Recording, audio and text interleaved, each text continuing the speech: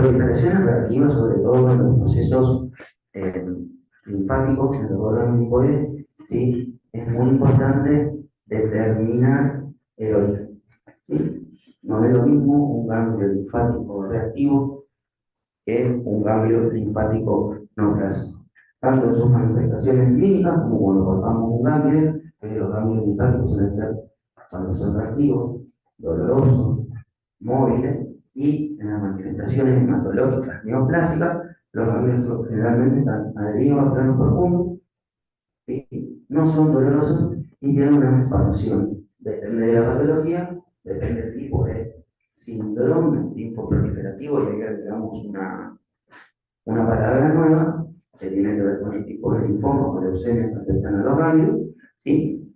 Un comienzo que puede ser muy rápido y agresivo, o puede ser más bien de indolente y de curso crónico.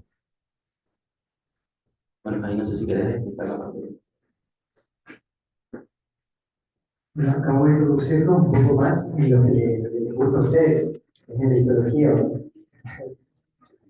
Bueno, estamos en patología linfoide. Obviamente que acá vimos una imagen donde vamos a ver al ganglio, esto es lo que vimos en histología, o ustedes ya lo vieron, patología linfoide, en ganglios linfáticos, donde vamos a ver una corteza y una médula. De acuerdo a la zona que se altera, va a ser la patología que van a encontrar después clínicamente, y obviamente esto, hoy hablábamos con el doctor, hay escuelas que hablan de una punción, primero un cambio, lo ideal es tomar la pieza quirúrgica completa, hacer la biopsia o de la lesión o del órgano linfático para poder hacer un buen diagnóstico. Cuando mejor tejido tengamos o mejor muestra macroscópica tengamos, vamos a abordar un diagnóstico más exacto y más rápido para el paciente que está esperando el tratamiento.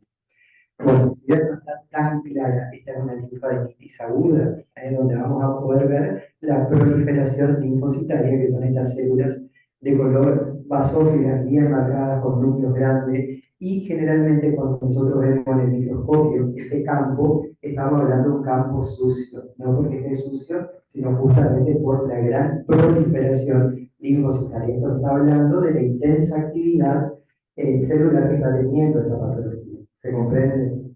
Todavía acá no podemos hacer diagnóstico, vamos a necesitar otros estudios más complementarios, acompañados siempre, obviamente, de la clínica que trajo a ese paciente a la consulta. Hoy hablamos de la corteza y de la médula del ganglio. Vamos a ver otra entidad, que es la hiperplasia folicular, donde los folículos de esta médula empiezan a hiperplasiarse. Decimos que tienen forma de dedos de guante o de patas de elefante. Fíjense que empieza a romperse esta médula, acá vemos el tejido celular subcutáneo o tejido adiposo, y vamos a ver estos centros linfáticos muy reactivos que lo que hacen es hiperplasiar, obviamente, el papilero, que está hablando del avance y de lo reactivo de la patología. A mayor esto está a menor aumento, el tejido completo, donde vamos a ver las hiperplasias en todo el contexto de la médula, pero todavía con una conservación de la causa. Luego vamos a ver a mayor aumento lo mismo que les mostré anteriormente. Este tejido sucio o bastante, no es un buen término decirlo sucio, pero es un tejido gota de lluvia, dicen algunos libros también, donde vemos una gran cantidad o proliferación linfocitaria, que me está hablando de la reactividad de la enfermedad. A mayor aumento, y acá sí vemos ya un intenso infiltrado linfoplasmocitario, siempre vamos a ver linfocitos, son las células que más alteran de esa gama de células que les mostró el doctor al principio. Y acá vamos a ver una papila a mayor aumento. Ahí sí podemos ver exclusivamente el preparado de la hiperplasia folicular. Voy a sacarla acá, así les podemos ver. Y paracortical. ¿Qué significa que sea paracortical? Que está cercana o justapuesta a la cortical de ese ganglio linfático o de esa médula. Pueden ver esto, esta es la imagen con la que se tiene que quedar.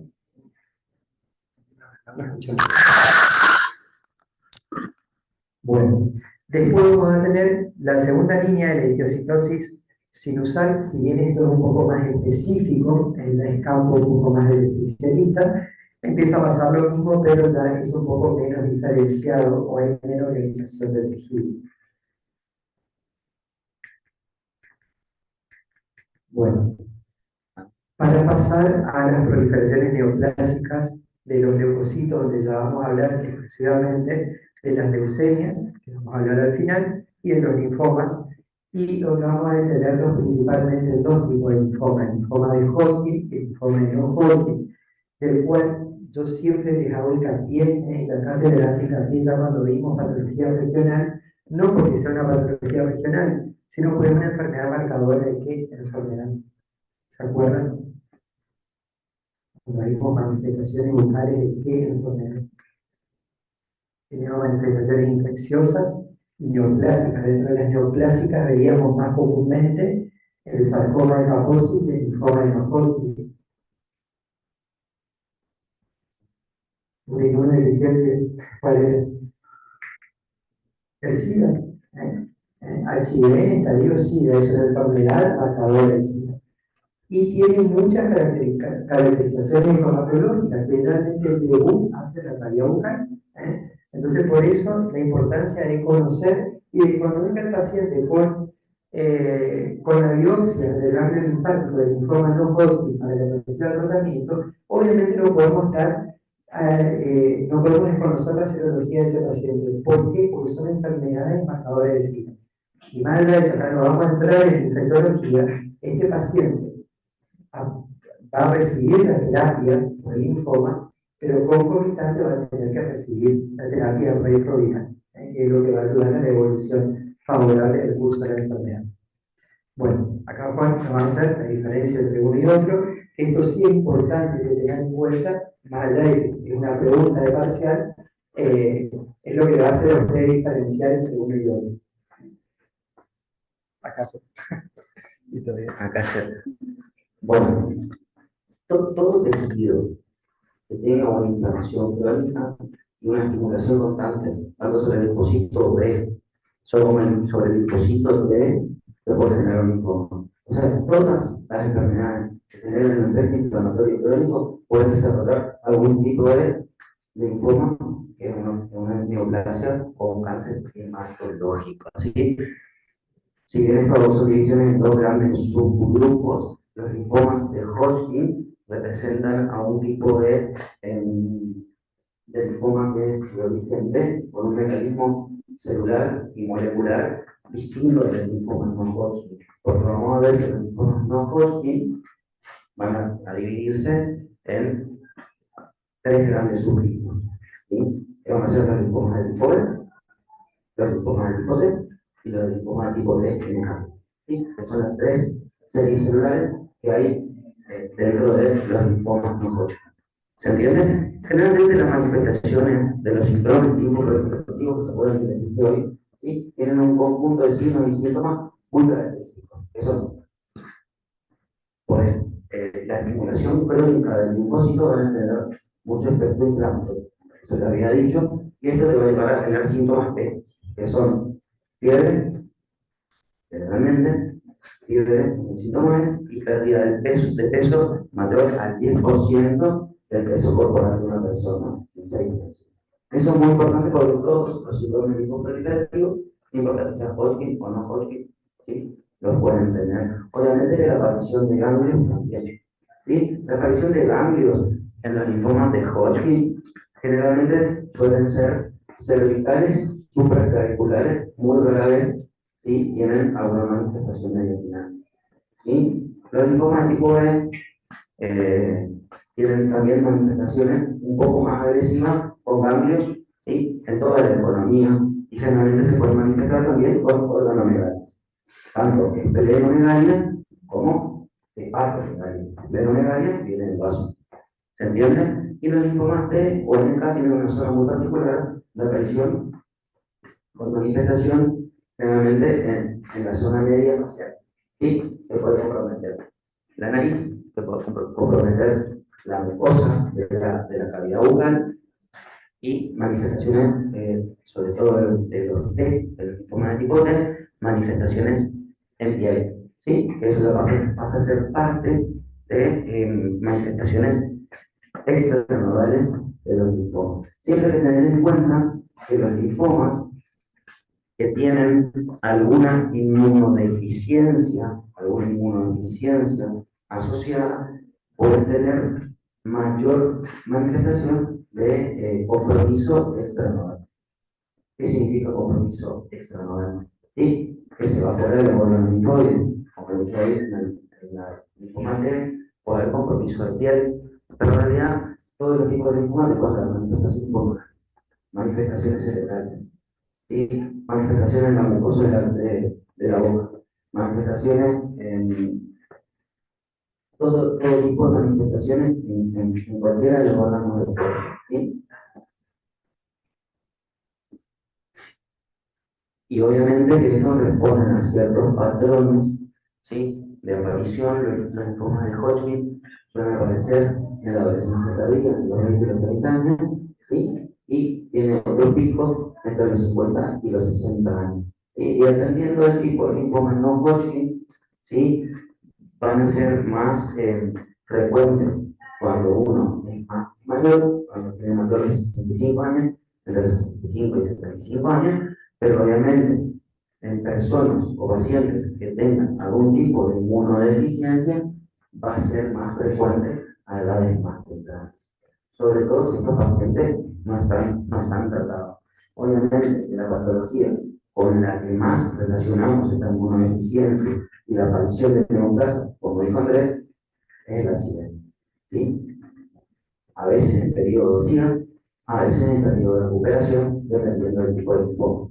El linfoma difuso en células grandes aparece cuando el SIDA está evidente, ¿sí? Cuando yo empiezo a recuperar los linfocitos, ¿sí? Los linfocitos de CD4 que se cargan de la defensa celular, vamos a encontrar, por ejemplo, el linfoma de Burkitt, ¿sí? Es un linfoma muy agresivo. Un linfoma muy importante en estomatología, con manifestación, obviamente, en la vía bucal, se puede manifestar tanto en la mucosa como en el anillo de Walderer, el linfoma plasmoblástico que tiene una evolución muy agresiva. ¿Hablamos? Hoy particularmente es el día de la oncología. Hoy se celebra el día, se conmemora y se hace una concientización sobre las enfermedades oncológicas. Sí, si bien no son tan frecuentes en la población general, el linfoma no Hodgkin es la neoplasia hematológica de más frecuente aparición, seguida por el linfoma y después la leucemia, generalmente las de origen mieloide, en las personas más ancianas, y la patología de leucemia linfoblástica aguda, muy frecuente en pediatría y el segundo cáncer en frecuencia. Por suerte, hoy en día tiene tratamiento en pediatría con quimioterapia que se cubren acá el 95% sin ningún tipo de intervención. Los linfomas no Hodgkin, depende del tipo, obviamente pueden ser de curso indolente, que tarda mucho tiempo en generar una aparición de algún síntoma, ¿sí? Que sea ya por un crecimiento embrionario controlado, por ejemplo, los linfomas foliculares, ¿sí? Pueden tener una neuropatía que va creciendo a través del tiempo y después se empieza a manifestar de forma agresiva después de los 10 años. Nos pasa mucho nosotros con los pacientes que son del interior, ¿sí? Que tienen el ganglio y lo dejan evolucionar durante 20 años. Y después cuando viene ese linfoma que antes era algo indolente, se transformó en algo agresivo. Por eso es muy importante su opción de la detección de este tipo de enfermedad para nosotros poder hacer tener una acción temprana. Y ustedes dependen de la detección precoz, ¿sí? Y después los linfomas agresivos que tienen muchas manifestaciones, como les decía hoy, cambios por todos lados, poliadenopatías, vamos a decirlo, que tienen muchos síntomas B, y que obviamente estas células pueden infiltrar la médula ósea o algún otro tejido generando daño. En el caso del linfoma, puede generar una infiltración en la médula ósea, generando anemia, a veces leucocitosis, a veces leucopenia, a veces trombocitopenia, que es cuando uno tiene baja la plaqueta.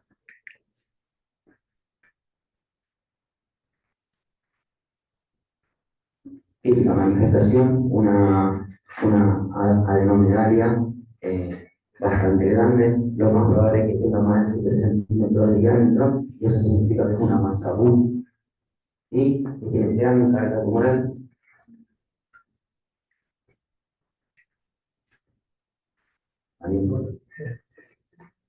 Bueno, vamos a ver unos casos clínicos para que puedan ubicar más o menos este contenido teórico en la clínica.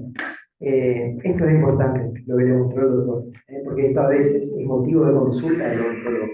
¿Por qué es motivo de consulta? Porque los ganglios del cuello, la cadena ganglionar del cuello, son ganglios reactivos. ¿A qué pueden estar reactivos? A múltiples cosas. Desde un absceso de un molar, por ejemplo, que va a necesitar un tratamiento de conducto, una infección. ¿Se acuerdan que vimos actinonicosis, hematología regional, tuberculosis? Todas van a reaccionar con una adenomegalia. Sífilis, cuando hay una enfermedad de transmisión sexual, todos reaccionan con adenomegalia. ¿Por qué? Porque el ganglio es el centinela. Si para nosotros una maniobra semiológica va a ser importante que tengamos en cuenta la palpación de estos ganglios. Generalmente, en medicina nada es matemático, generalmente los ganglios móviles, indoloros, tienden, con calor, tienden a darnos una idea de una enfermedad infecciosa donde tenemos que ir a buscar de dónde viene esa infección. En cambio, una adenomegalia fija, leñosa, dura, que a veces incluso es indolora, que no ofrece resistencia, nos indica más a una neoplasia. Entonces, por ahí, esos tips, obviamente, no le vamos a decir al paciente, mira, esto es cáncer, no estar seguro con el estudio histopatológico ante dar esa información. Pero el linfoma justamente es una de las principales patologías con las que hacemos diagnóstico diferencial. Bueno, miren, este es un caso clínico que lo vimos hace muy poco en el servicio, donde el paciente viene con esta lesión blanquecina, fíjense que es una placa blanca en la amígdala, paladar blando, que si él va a la guardia, este paciente yo lo miro y hasta le puedo medicar con antibióticos porque me puedo confundir con una faringoamigdalitis pultácea, por ejemplo. Puede ser. ¿Cuál es la diferencia? No tiene fiebre. Si yo tengo placas, voy a estar volando el fiebre. Entonces, clínicamente eso me ayuda a discriminar un cuadro del otro.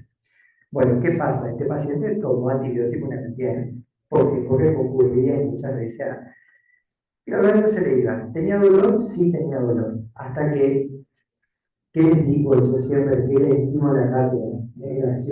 Lesión que no cura después de 7 días tiene que ser estudiada. Después de 10 días tiene criterio de biopsia. Terminamos biopsiando esta lesión. Obviamente hacemos el examen estomatológico, porque uno tiene que buscar a ver si esta lesión es multifocal o no. En este caso era único foco en amígdalas, auriculares amigdalino, anillo linfático de Waldeyer. Hoy mencionó el doctor y me hizo acordar en anatomía cuando estudiábamos eso. Y miren la caracterización. Una adenomegalia unilateral. Pueden ser millones de cosas. Faringitis, amigdalitis, ¿dan adenomegalia? Sí, dan adenomegalia. Fija ovoide, boide. ¿Con qué se acompaña? Con fiebre. Paciente sin fiebre. Lo cura y el criterio de biopsia. Le saco el ganglio, no todavía, porque tengo el foco clínico. Entonces, ¿qué hacemos? Hacemos la biopsia, le mandamos a la autoridad, bien, hallazgos vinculables con proceso linfoproliferativo difuso de alto grado. O sea, hay un proceso linfoproliferativo, ese preparado que yo les mostré al principio, que le dije un preparado sucio, está lleno de linfocitos, me está hablando de mucha reactividad. Miren lo que coloca ahí, requiere completar estudios con técnica inmunohistoquímica. Hoy prácticamente es de rutina de inmunohistoquímica. Mandamos a hacer la rutina, infiltración por carcinoma escamoso pobremente diferenciado. No era un linfoma, pero tenía toda la clínica de linfoma. ¿Quién es el que dilucidó acá la anatomía patológica? Porque generalmente no hay la forma de presentación de un carcinoma espinocelular. No hay úlceras, no hay vegetación, todo lo que aprendimos en el módulo pasado. Pero bueno, hoy les dije, no hay matemática. Y justamente, fíjense que hasta la anatomía patológica fue confusa. ¿Por qué fue confusa? Porque las amígdalas son centros de reacción linfática. Entonces, de ahí viene no la confusión, sino hacer el diagnóstico diferencial y estudiar un poco más precisamente, un poco más específico para llegar al diagnóstico definitivo. ¿Por qué necesito el diagnóstico de certeza? Porque este paciente necesita tratamiento. Va a ser muy diferente el tratamiento del carcinoma escamoso o espinocelular que el de un linfoma. Entonces, es importante el estudio complementario. Otro caso, la verdad que este es un caso bastante viejito, pero me gustó verlo porque era una lesión hiperplásica en el dorso de la lengua. Yo vi hace bastante en una paciente joven, generalmente los linfomas, si bien se pueden encontrar a cualquier edad, tienen mucha prevalencia en pacientes de mediana y baja edad. Fíjense, una hiperplasia granulomatosa con telangiectasias. Recuerden que las telangiectasias no son derrames vasculares, pero es un aumento de la vascularización o un aumento de ese endotelio vascular que está debajo del epitelio. Llama la atención clínicamente, pero no hay dolor. Obviamente, próxima consulta decidimos hacer la biopsia. En este caso se hizo una biopsia excisional con márgenes de seguridad. Ya vamos a ver biopsia en los próximos encuentros. ¿Por qué? Porque a veces la idea es hacer una biopsia ampliada que sea una biopsia terapéutica, eliminar toda la lesión y permite estudiar más este proceso. Este es el hecho quirúrgico después, cuando vino a los controles. Y la verdad es que cuando nosotros vemos un lecho quirúrgico con esta membrana o esta fibrina inconsistente, donde empiezan a haber telangiectasias después, parecidas a la del inicio, no es algo característico de un lecho que está cicatrizando normal. Porque todavía no teníamos el resultado de la anatomía patológica. La verdad, les soy sincero, para mí esto era una hiperplasia lingual. Acá, obviamente, el diagnóstico hizo el patólogo. Y la verdad es que fue un linfoma de células planas. Un linfoma bastante raro, rara la ubicación también, paciente de 24 años, joven, y bueno, fue sometida a una radioterapia. Miren cómo la buena respuesta al tratamiento es lo que nosotros le decimos siempre: el odontólogo tiene que ser el monitor del médico especialista. ¿Por qué? Porque si yo miro esto, digo, acá la terapia dirigida está dando buen efecto, porque estoy viendo signos de reparación celular, signos de curación, más allá de que de una mucositis. Fíjense cómo todas las papilas linguales quedan atróficas, porque fue irradiada la paciente. Tengo signos de buena respuesta a la terapia. Hoy me decía el doctor que los linfomas tienen buena respuesta a la terapia. Entonces, a veces antes, hace un tiempo, no sé ahora, hacíamos biopsia de seriada para ver cómo estaba la respuesta tumoral ante los efectos de los quimioterápicos. Hoy clínicamente lo podemos ver. Entonces nos ayuda mucho también la documentación fotográfica, porque vemos muchos pacientes y nos olvidamos, nos puede pasar, pero esto sirve para comparar. Entonces acá tuve una reactividad al inicio de la terapia, puede estar, puede pasar, y después vemos la buena respuesta terapéutica.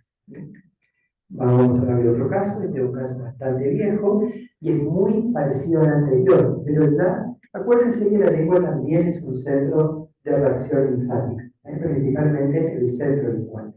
Entonces, esto tiene criterio de biopsia. ¿Por qué? Porque cuando yo veo este éxtasis celular y veo este color rojo luminoso, rojo violáceo, tengo que asociarlo a una patología hematopoética. Puede ser un granuloma telangiectásico, puede ser una alteración hematológica de tipo leucemia, no sé, pero tiene criterio de estudio. Obviamente estaba con un hemograma, el hemograma nos va a dar gran información en cuanto al medio interno del momento del paciente, pero ya una lesión de este tipo me está hablando de cronicidad. No hay dolor, es lo que caracteriza siempre a los pacientes con linfoma. No duele, no hay dolor, sí hay inflamación. Así que terminamos haciendo la biopsia y comienza con su terapia. Parecido al caso anterior, miren cómo va resolviendo. Obviamente vamos a ver la mucositis, acá van a ver, por ejemplo, esta saliva granulosa, que no tiende a formarse muy bien, no puede ubicar la boca. Estas son las complicaciones propias del tratamiento que es algo que ustedes van a tener que trabajar. Pero eso es el motivo de que lo van a ver más adelante. Bueno, ese era un caso de dos linfomas Hodgkin exclusivo de la viola que les quería mostrar. Y bueno, vamos a seguir. Te dejo, Juan, para que sigas con los Hodgkin y pasamos a leucemia. Bueno, destacando algunas cosas que dijo el doctor, el trabajo interdisciplinario es fundamental. Siempre es necesario el seguimiento clínico, el seguimiento odontológico, en la patología sobre todo, y obviamente el especialista a tratar. Siempre el trabajo interdisciplinario hace más fácil y siempre se tiene mejor respuesta después de los tratamientos. Nunca vamos a dar el lado de la respuesta, vamos a estar porque la verdad que eso es incierto, pero siempre es mejor. Otro es mandatorio no solamente la toma de biopsia, sino después del periodo de inmunomarcación. Hoy en día la verdad que no te dan una droga, sino no tenés inmunomarcación del día y el diagnóstico hecho correctamente. Y otra cosa que justo hablaste de Mucosity, Andrés, el grupo del doctor Beneni en el Hospital Marie Curie creó una fórmula para la Mucosity, que no la conocía, y hoy la aplicamos en el hospital, la verdad que es buenísima. Antes había un puche que se hacía con benadryl, biocaína y todo eso. Sí. Nosotros le decimos el buche infame, justamente porque el que hizo no lo probó, digamos, horrible. Eso hicimos el Es la base, se ve buenísimo. El paciente con nuestro texto lo usan todo. Sí, sí. Bueno, como le dije hoy, siempre el linfoma de Hodgkin, en los linfomas, generalmente, no solamente dividirlo en Hodgkin, no Hodgkin, la etiología está muy asociada, como les dije hoy, sobre todo a procesos inflamatorios crónicos, ¿sí? En el cual son muy importantes los virus, ¿sí? Virus de Steinbach, citomegalovirus. Importante hacer una parada porque tanto el Steinbach como el citomegalovirus, ¿sí?, están presentes, sobre todo en los países tercermundistas, en un 40 hasta 60% de la población, y que disminuye mucho los pacientes del primer mundo. ¿Sí?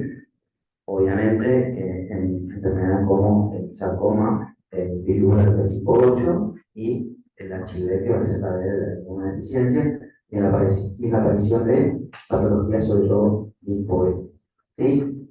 Y con el tiempo, y es un rango etario que se fue ampliando todas las enfermedades hematológicas, hoy en día por el tema de la contaminación ambiental, ¿sí?, enfermedades que antes aparecían a los 80 años, hoy aparecen en personas de 40. ¿Sí? Veo un montón de pacientes con linfomas, de personas grandes o viejas, vamos a decirlo así, o linfomas o mielomas, que eran patologías que antes se veían en personas de 70, 75 años, hoy aparecen mucho más tempranamente. Entonces, es mandatorio saber la etiología y la evolución, ¿sí?, de todos estos procesos neoplásicos. Y fíjense cómo en cada uno de estos factores etiológicos tenemos enfermedades, inmunodeficiencia congénita, tenemos virus, tenemos factores ambientales y laborales, ¿sí?, a nivel molecular y de arreglos moleculares que están dados por estos mecanismos, ¿sí?, de inflamación crónica. Al ser estimulado, en algún momento los controles del ciclo celular son soltados, ¿sí?, son esquivados, y entonces ahí se empieza a producir no solamente las neoplasias linfoides, sino cualquier tipo de enfermedad oncológica. ¿Sí? Ese proceso es un salto en el control de los ciclos celulares. Y obviamente, como les dije hoy al principio, las enfermedades autoinmunes, inmunológicas, como la enfermedad del tejido conectivo o los procesos inflamatorios crónicos, como la enfermedad celíaca, la artritis reumatoidea, el lupus, ¿sí? Son todas enfermedades inflamatorias crónicas que pueden generar segundas neoplasias. Esto que habíamos visto hoy, los linfomas indolentes y los linfomas agresivos, que no respetan generalmente a un tipo de linfoma, ¿sí? Nosotros tenemos, el ejemplo de esto claro, es el linfoma folicular. ¿Sí? Que mucho tiempo no hizo ningún síntoma clínico y de repente se transformó en un proceso, no importa, se llama síndrome de Richter, se transformó en un linfoma súper agresivo. O sea, cada tipo de linfoma tiene un patrón evolutivo, pero este puede estar alterado. ¿Sí? El linfoma de Hodgkin, por ejemplo, es un paciente ahora que está con un linfoma de Hodgkin, estadio 4, con infiltración en la médula ósea, pero en un momento evolucionó lentamente, hasta que la enfermedad se activó, saltó los controles que la mantenían tranquila e empezó a infiltrar no solamente los ganglios, sino ya tejido extraganglionar. ¿Entienden? Y esto es para que sepan, no va a ser pregunta de examen, pero el linfoma de Burkitt, que es uno de los linfomas de más rápida evolución, ¿sí? Su tasa de crecimiento celular es del 50% por día. Imagínense lo rápido que es, que pasa de 1, 2, de 2, 4, 12 por día. En un momento tiene una masa palpable gigante. Eso se da, sobre todo, hay muchos casos en el África, ¿sí? Que están muy relacionados con el HIV congénito, ¿sí? Y los pacientes que empiezan los tratamientos con HIV, ¿sí? Se empieza a recuperar la inmunidad del cuerpo y desata la activación de este tipo de linfoma. Eso es muy agresivo. Y esa tasa de replicación tan alta lo vuelve muy agresivo, pero a la vez lo vuelve muy sensible a la quimioterapia. ¿Sí? Bueno, acá lo que estaba hablando. Los linfomas moleculares tienen un curso indolente y generalmente cuando lo estamos diagnosticando, de repente nos infiltró la médula ósea, tenemos expresión en sangre periférica, y esos ganglios que por nunca sentiste nada, de repente te taparon algún conducto y te generaron un tipo de derrame, ¿sí? Que puede ser una psiquis, que se puede manifestar como una psiquis, como un derrame cerebral, como un derrame pericárdico, ¿sí? O la compresión de algún nervio. Este tipo particular de linfoma, si bien no tiene cura, la idea de ellos es cronificar. ¿Sí? Hoy en día, la esperanza de vida de un paciente con linfoma, sobre todo folícular, son muy largas, ¿sí? Comparado a lo que eran 20 años atrás.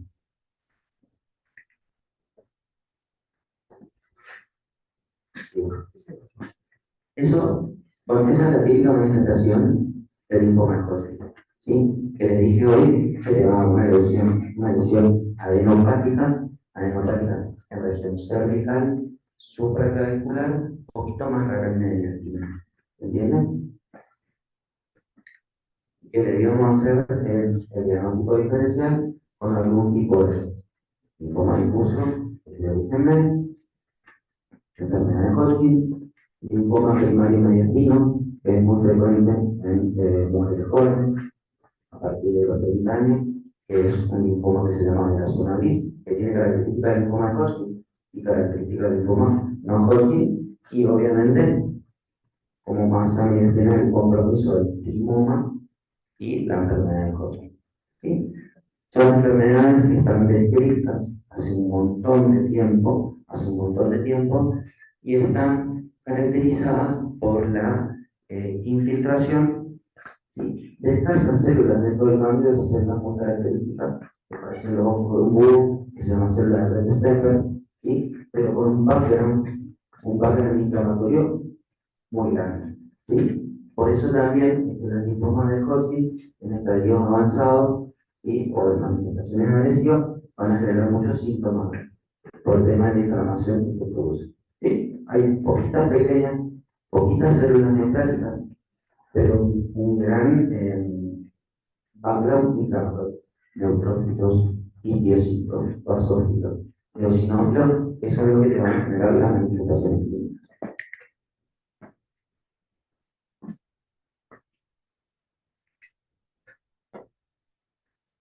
Esto es muy importante, saber que tienen, no sé si está acá, muy importante saber que tienen epimodal, ¿sí? Que pueden aparecer en personas jóvenes, y después tienen un pico entre los 50 y los 60 años, que el origen de la célula es un origen B, ¿sí? Pero que tiene un mecanismo celular distinto a las no Hodgkin, ¿sí? Y que, si bien la etiología es desconocida, sabemos que tiene implicancia el virus de Epstein-Barr, ¿sí? Este virus de Epstein-Barr que modifica mecanismos moleculares, no importa, con el PD1 y el PD1 mirando que son mecanismos celulares que impiden el crecimiento de la célula descontroladamente, y eso lo difiere del linfoma no Hodgkin, ¿sí? Pero es el origen B, ¿sí? Y la etiología, si bien no se sabe, está muy relacionada con el virus de Epstein-Barr. El linfoma de Hodgkin tiene una variante clásica de la esclerosis nodular, ¿sí? Pero también hay las que son de esta linfocitación, después eso se trató por histología, linfocitos T, la esclerosis nodular, celularidad mixta, y después un tipo de linfoma no Hodgkin, perdón, el linfoma de Hodgkin, que cambia la célula neoplásica por una célula, pero le voy a decir en guaraní que la célula es por Ocon, que tiene más un comportamiento tanto de linfoma de Hodgkin como de no Hodgkin, ¿sí?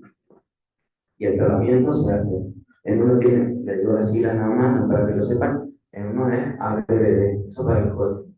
Y para el no Hodgkin se da una mezcla entre ABBD y el CHOP, que es el linfoma no Hodgkin, ¿sí?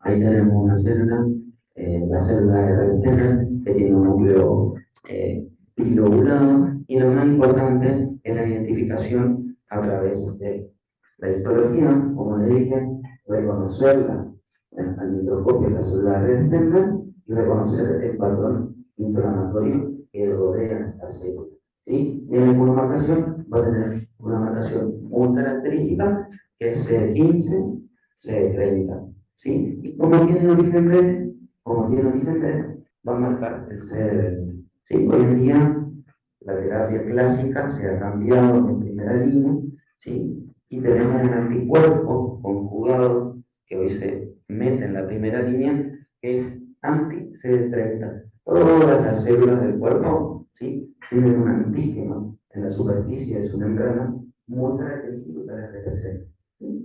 Tanto las células normales como las células patológicas. Esas se reconocen por inmunomarcación, ¿sí? Eso. Y depresión linfocitaria. Sí. Sí. Bueno, las leucemias, ¿sí? Las leucemias son la enfermedad oncohematológica por excelencia, vamos a decirlo así. Nosotros los hematólogos la odiamos, ¿sí? Nace de una afectación en la célula madre. Eso es que todos los tipos de células sanguíneas que pueden dar una leucemia, ¿sí? Generalmente se manifiesta en sangre perfecta o en médula ósea, y la célula que vamos a valorar en este caso va a ser el blasto leucémico, ¿sí? Y tiene que haber un porcentaje mayor al 20%, tanto con sangre perfecta como médula ósea. El blasto es una célula muy característica, ¿sí? Que tiene un núcleo con una relación cercana a uno con el citoplasma, y ese núcleo tiene nucleoides. El núcleo lo que le va a permitir es la maquinaria suficiente para poder replicarse y no madurar, ¿sí? Porque el blasto es una célula inmadura, ¿sí? Tiene una expresión, las células, las células de la leucemia, según su estilo, van a ser o mieloides o linfoides a grandes rasgos, ¿sí? Lo mieloide, ¿sí? Tiene, sobre todo en algunos tipos característicos de leucemia, muchas manifestaciones estomatológicas. Y esto es muy importante porque generalmente pueden venir de la derivación de un odontólogo, ¿sí?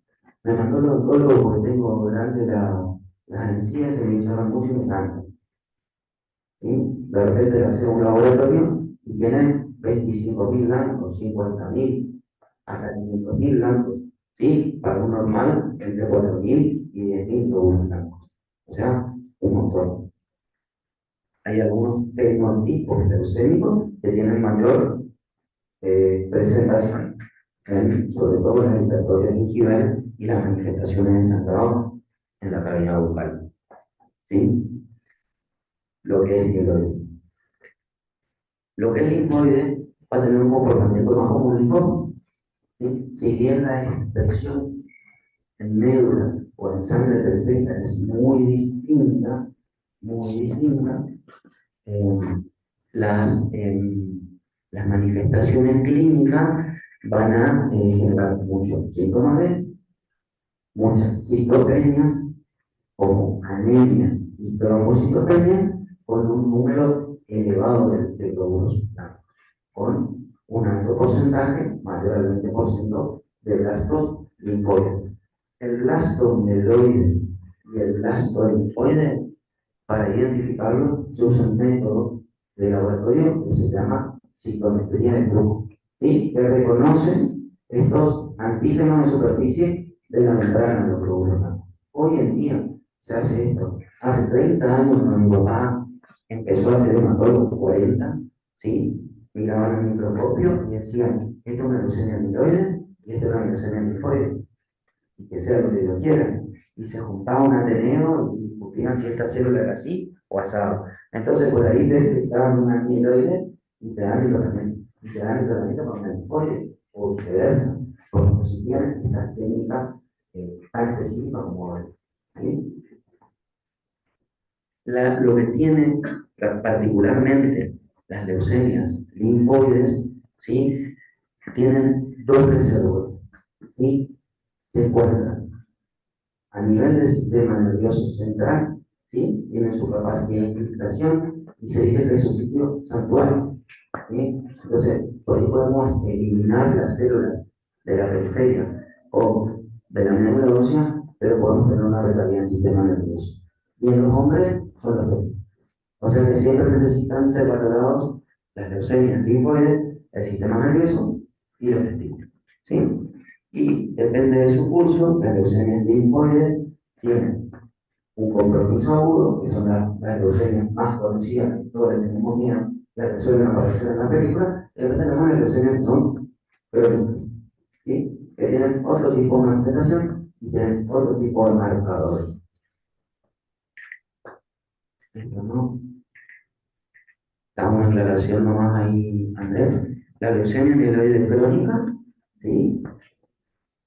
Tiene un curso crónico y se caracteriza por una translocación particular, que es la translocación 922, y que da un verdadero de fusión que se llama BCR-ABL. ¿Por qué les cuento esto? En el año 2000, se inventa la primera terapia de cárter en hematología, que se llama inhibidor de la lactosinquinasa, no importa. Pero estas leucemias crónicas antes del año 2000 morían casi todas. A partir del año 2000 empezó a ser un problema de salud pública en el mundo. Porque tanto la droga, que empezó a no curar, pero duerme en la enfermedad, empezó a tener un alto costo. Igual que todos los estudios moleculares de control. Entonces, hoy en día hay programas de suspensión de tratamiento por el alto costo y la verdad una gran prevalencia de estas enfermedades que antes morían todas. ¿Sí? Y en la leucemia linfática crónica, si bien tiene un comportamiento más indolente como de Condell, como folicular, también antes morían todas, ¿sí? Lo digo así de forma más coloquial, y hoy en día tienen tratamientos que son súper efectivos. Por más que sea una patología indolente, al no haber tratamiento efectivo, en algún momento se transformaba en algo muy agresivo, ¿sí? Y aumentaba mucho la mortalidad de los pacientes, ¿sí? Hoy en día hay terapias muy efectivas, muy efectivas. Las leucemias agudas hoy en día todavía siguen siendo enfermedades muy mortales y muy agresivas. Este parcial lo va a hacer el doctor María de Anestesia. Bueno, esto la verdad que está en la guía de la sociedad, pero no me voy a detener. Mostrarles un caso clínico que nos llamó mucho la atención. Hoy el doctor habló de la fórmula leucocitaria. Ustedes en biología vieron el hemograma, me dijo el profesor de biología, y es importante. ¿Por qué es importante? Por lo menos hay que saber reconocer, hoy tenemos la ventaja de que los laboratorios colocan los valores de referencia. Pero miren este caso, que acá está un poco, acá, este caso. Esta es una paciente que a mí me llevaron al consultorio. A mí me dio, de hecho, un colega. Mira, le hizo un ultrasonido. Un ultrasonido inferior, no sé. Ahí no mejora.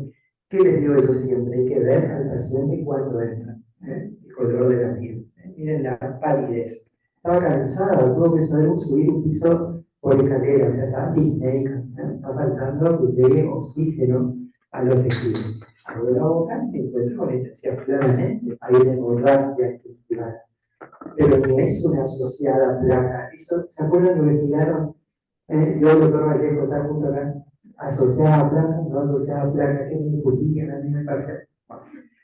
Las no asociadas a placa, esta es una, no hay placa en prioridad y hay un sangrado espontáneo. Pero es un sangrado normal. No está embarazada la paciente, no toma aspirina. Entonces, miro un poquito más, hago el examen estomatológico y acá ya deja de ser una gingivitis, para decir esto es una estomatitis. Esta estomatitis ya sangrante con hemorragia espontánea, que altera mucho, rompe los vasos superficiales. Obviamente, esto yo ni siquiera tengo que pedir el hemograma, urgente tiene que ir al hematólogo, tiene criterio de interconsulta urgente.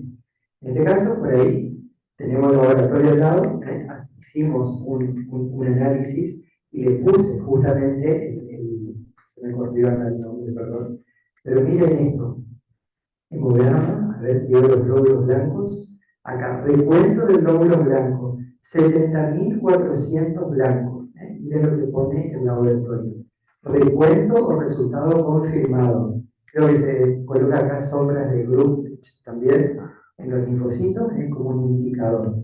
Hasta 9.000 es lo normal, hasta 10.000. Miren, 70. Obviamente es una leucemia. Así que miren la importancia, única manifestación de la paciente cardíaca. Y miren el rol y de hacer la diferencia, es decir, acá puedo hacer un sondaje. Va a sangrar con la sonda periodontal, van a ver que no hay placa, el paciente le va a decir que está cansada, que está en recipiente médica, pero le falta el aire. Entonces, ese es el juego clínico y semiológico que tienen que hacer y decir, porque ella fue al odontólogo a que le solucione la encía. No quedarse y entretener a esta paciente porque está con un cuadro grave. ¿Se comprende? Miren, esto a simple vista, esto se puede romper. Se rompe y sangra, obviamente que la plaquetopenia también va a estar alterada. Y les puse este caso, ¿por qué? Porque esta es una paciente que está tratada, está en tratamiento, una leucemia, obviamente inmunosuprimida, con alteración también de su fórmula. ¿Y qué es esto que ustedes ya vieron? Que es algo oportunista. La cándida. Mañana vamos a ver una deficiencia y justamente yo les digo siempre, hay una frase que me gusta, que la cándida es la enfermedad que enferma a los enfermos. Paciente de patología de base es una leucemia y la cándida es comensal por este factor de inmunosupresión. Y miren lo encadenado que viene todo el tiempo el doctor habló de inflamación y de células de inflamación. Lo primero que vimos, es ahí que yo les decía, y los docentes les repetían en todos los teóricos y los prácticos, que era el eje troncal de la asignatura, porque vamos a tener progresiones hasta en estos casos. Otra leucemia, con otra manifestación, por ejemplo, no en encía, sino en mucosa labial. ¿De dónde saca esta paciente? Y estos pacientes son los que nos cuesta conseguir turnos en el hospital de escuela. Pero bueno, miren la hemorragia, ruptura espontánea. Siempre hacemos el examen estomatológico y cuando vemos una hemorragia, a ver, tenemos que estudiar la hemorragia. Porque si bien puede haber una enfermedad apoyada, como hay acá en este caso, esta señora era un pefio, entonces digo, esto es un pefio, se rompe la ampolla y en el pefio me deja un fondo erosivo, me deja sangrado y hemorragia. Laboratorio, millones de blancos, a el doctor Lanari de vuelta. Y tenemos un gran grupo dentro de la oncología infantil, o la oncopediatría. El linfoma de Burkitt y la leucemia creo que son los que lideran por ahí los procesos oncológicos, no como en el adulto, tenemos otros procesos en el podio. Entonces estudiamos muchas de las leucemias en los niños.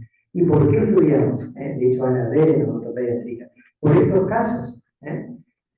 Pero antes de que ustedes se enfoquen, ¿se acuerdan que yo les dije que cuando el maestro mostraba la luna, los discípulos que miraban la luna o el dedo? El dedo. Entonces no hay que mirar el dedo, hay que mirar todo el entorno. Porque yo si me enfoco acá, voy a mirar y puedo decir, acá le hicieron una extracción dental y es un falso coágulo, porque es lo que parece. Le saco el coágulo y termino la historia.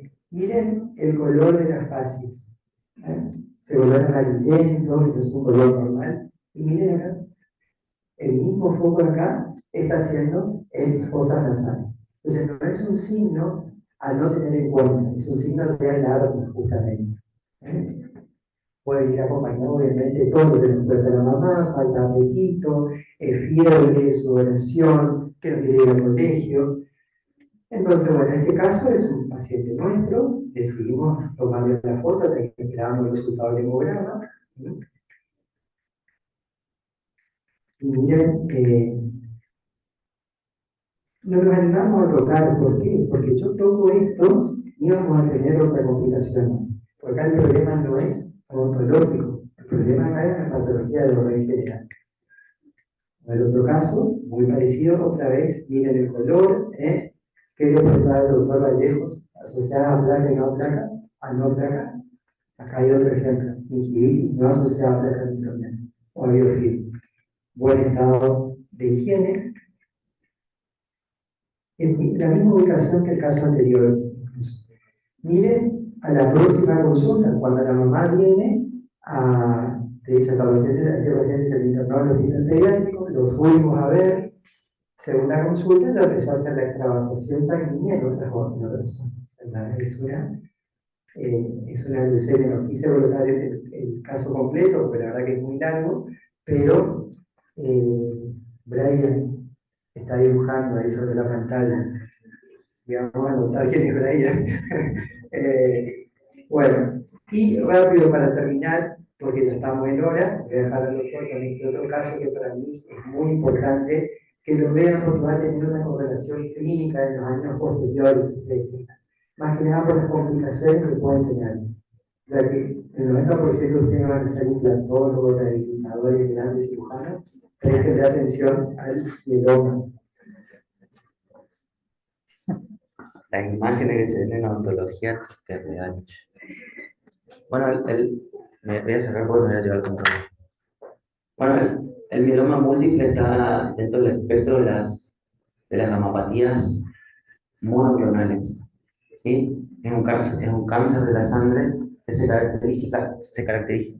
caracteriza clínicamente por 4 patrones habituales: la anemia, la insuficiencia renal y, secundario a la resorción ósea, lesiones osteolíticas e hipercalcemia. ¿Sí? Se relaciona con una célula B madura que se llama célula plasmática, que se hizo muy famosa en el último tiempo porque es la productora de anticuerpos. Vieron en la época de COVID que si este tiene anticuerpos, este no tiene anticuerpos, que si le pongo la vacuna y no genera anticuerpos. Bueno, la célula plasmática es la encargada principal de producir los anticuerpos, que tiene en particular la célula plasmática del mieloma múltiple, que de forma constitutiva genera un anticuerpo que no es funcional inmunológicamente y que puede infiltrar tejidos. ¿Sí? Sobre todo, como nace de la médula, puede infiltrar médula, generando anemia, ¿sí? Puede generar los huesos, alterando la relación entre el osteoblasto y el osteoclasto, generando lesiones líticas, ¿sí? Eso genera hipercalcemia y obviamente una inmunodeficiencia celular. ¿Sí? ¿Seguimos?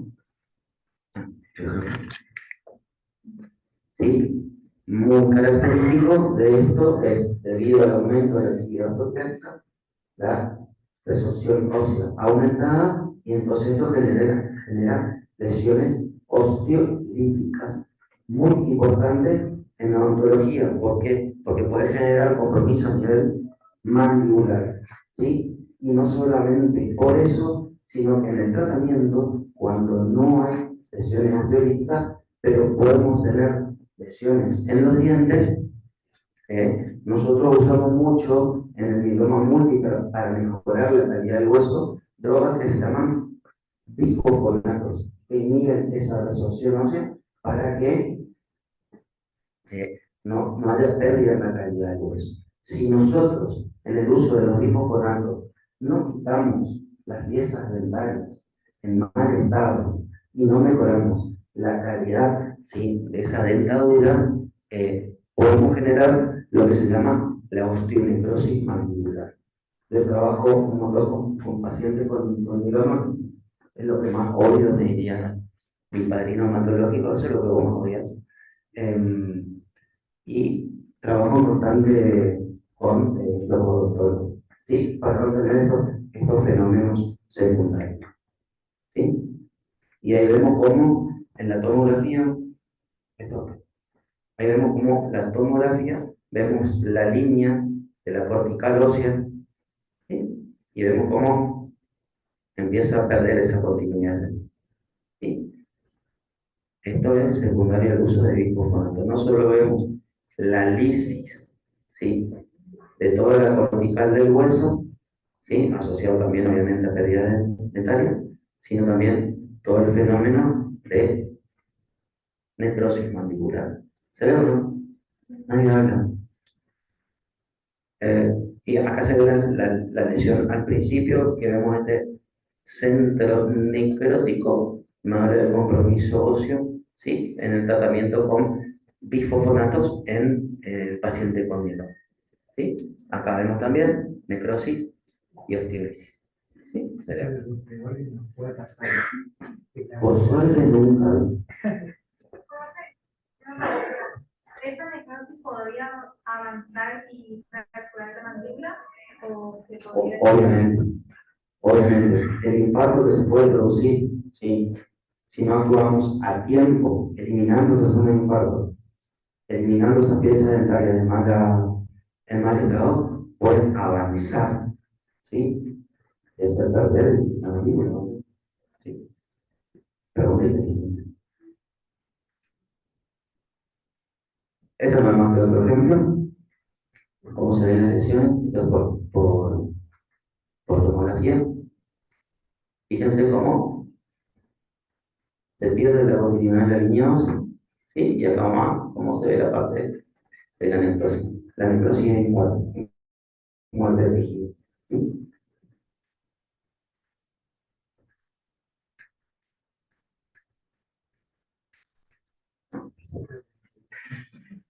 Una aclaración, digo, antes de que terminemos.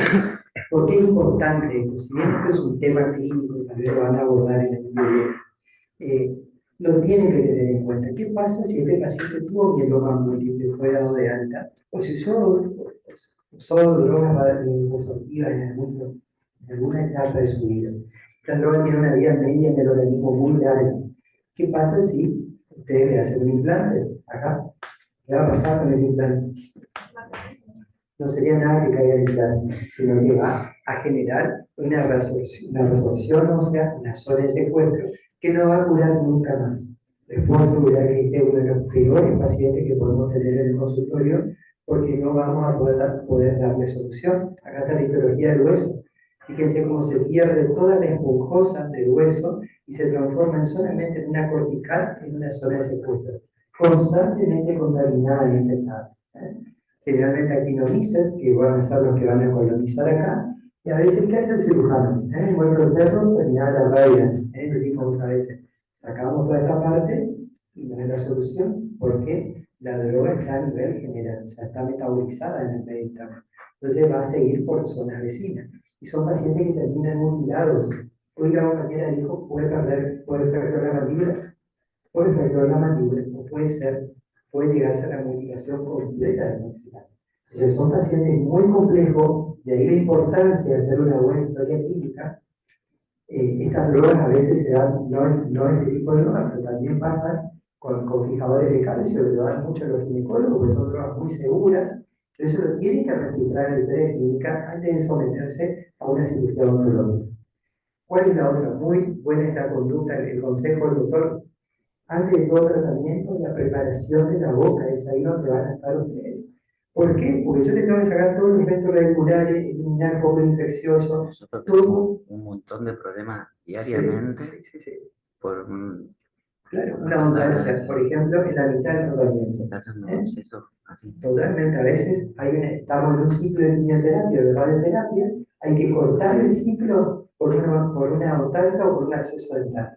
Algo que se pudo haber evitado si se preparaba la boca antes. O sea, es un capítulo de la estomatología oncológica y uno de los más importantes. Ustedes no van a tratar el cáncer, pero van a prevenir estas complicaciones que a veces son las que terminan complicando el tratamiento y el pronóstico del paciente. Entonces, presten atención a la historia clínica, de ser riguroso en los medicamentos que toma el paciente, en lo que trae, ¿sí? La principal muerte de los pacientes oncológicos en nuestro medio son las infecciones. Así es. O sea, el odontólogo tiene un rol fundamental en... Fundamental. Y ojo que son pacientes que tienen inmunocompromiso, hay una inmunosupresión, justamente por la terapia que reciben. Entonces, si yo le agrego focos sépticos, se me va a complicar por el foco séptico, no por la patología de base. Es de ahí la importancia, y somos insistentes en esta parte. No sé si hay dudas, chicos. Nos avanzamos un poquito, pero es un tema largo y la verdad que es importante. Vamos a dejar anemias para el aula virtual porque ya tienen que pasar al práctico, pero solamente recordarles los valores, esto les voy a dejar para que tengan en cuenta, más allá de que todos los laboratorios, o la gran mayoría, traen una referencia. ¿Te parece, Juan, que dejemos en el aula eso? Solamente les voy a mostrar para que hagan diagnóstico diferencial con las otras lesiones. Otra vez, ¿se acuerdan lo que decíamos de lesiones con potencial de cancerización, que la lengua y las encías eran claves o eran el centro del diagnóstico? Justamente porque pues son marcadoras de algo. Miren el color, la rapidez. Acá de hecho yo no puedo diferenciar incluso si es marginal que sea adherido. Si veo esto, paciente joven, y tengo que pedir un hemograma, no está de más. Si bien la anemia no es una patología oncológica ni neoplásica, tiene criterio de diversidad al dermatólogo porque hay que averiguar por dónde viene la mano y obviamente hay que hacer tratamiento. Miren, otra vez, voy a poner, nunca vamos a ver, y a veces cuando el clínico general ve esto es una vitaminosis. Y la verdad que nosotros la vitaminosis en boca no la vemos, es algo que son pacientes que estuvo en una isla 3 meses y no consumió nada. Entonces, esto es una anemia, tenemos que prestarle atención. Y ojalá no sea otra cosa, digamos, pero tiene criterio a derivación. ¿Qué es la otra acción que usábamos? El de la doctora Villarroel, si no es rosado no es normal, esto es blanco. O sea, después de la dirección es blanca. Leucoplasia, anemia, cándida, ya veremos. Pero el que es normal no es normal.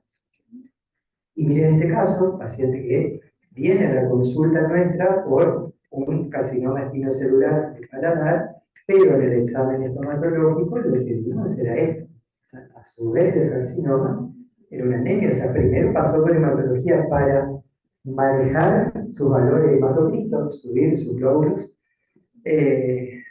rojos, y después recién lo aceptó el oncólogo para el tratamiento. Única manifestación, boca, otra vez.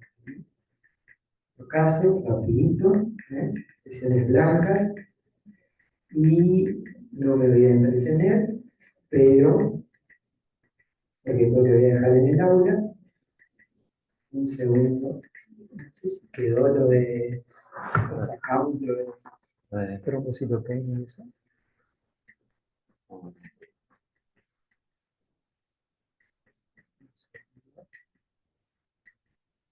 Hemofilia.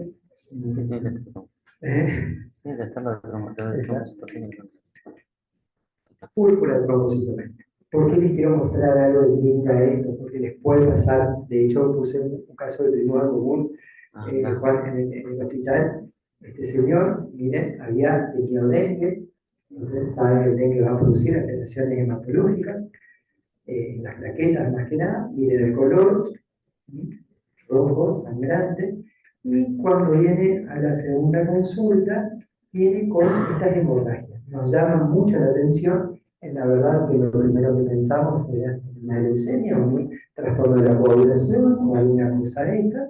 Viene su hemograma con 34 de hematocrito y, ¿qué tengo que mirar acá? Acá está. 4.000 de plaquetas, muy baja la plaqueta, o sea, alterada la coagulación. Obviamente, no sé si te acordás, pero esta fue la foto que vos nos mandaste, que lo derivamos al doctor al hospital con 4.000 y él a la tarde me manda esta foto y me dice, mira, ya estamos en 70. La trombocitopenia es una patología autoinmune, ¿sí?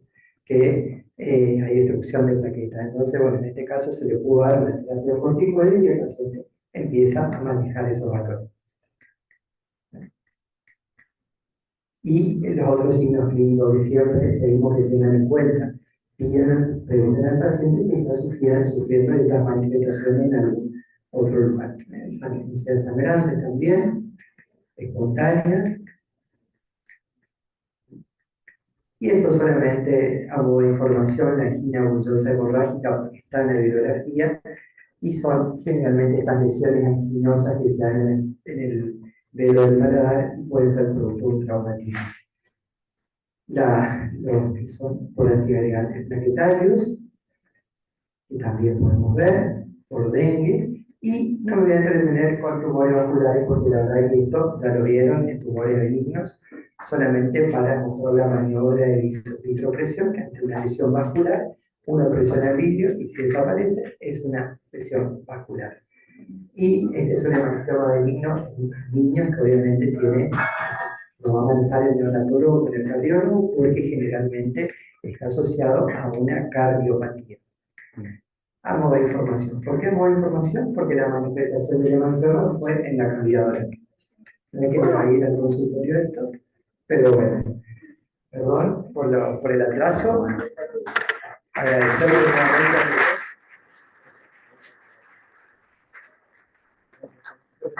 No sé si hay dudas.